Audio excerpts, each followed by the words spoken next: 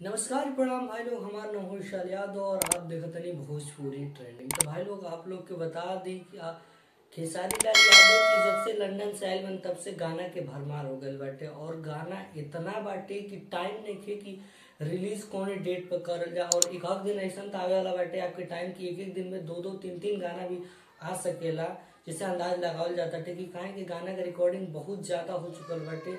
और स्पेशली एक गाना बाटे जो उनकी सैड सॉन्ग है और वो गाना के पोस्टर आप लोग साइड में देखत तनी। ये गाना आप लोग को बता दें कि खेसारी लाल यादव लंदन के आइले के बाद एक रिकॉर्डिंग कैले माना और ये गाना बहुत ही बढ़िया गाना बाटे। कतही लगा ले हलू, ये गाना का पूरा आवाज बाटे कतही लगा ले हलू दिल के हुआ से। तो आप लोग जरूर सुनो ये गाना के और ये पूरा सैड सॉन्ग बाटे। आप लोग के आंख से आंसू आ जाए अगर आप शायद केहू से प्यार कभी भी कैले होखी तब।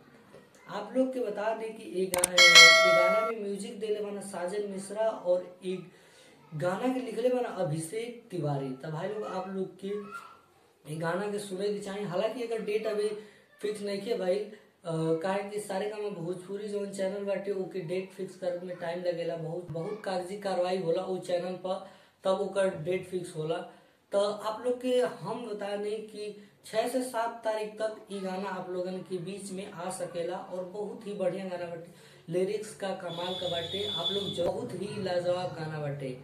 कतही लगा ले हलू दिल भोजपुरी चैनल के भोजपुरी के इतिहास में इतना दर्द भरा गीत आप लोगों को सुनने को मिलेगा भाई लोग, तो जरूर सुनिए लोग। अगर आप लोग आज मेरे चैनल पर नया तक चैनल के सब्सक्राइब कर लें और बेल आइकन के दबा दें और एक वीडियो अगर आपकी यूजफुल लगे तो लाइक कर दें।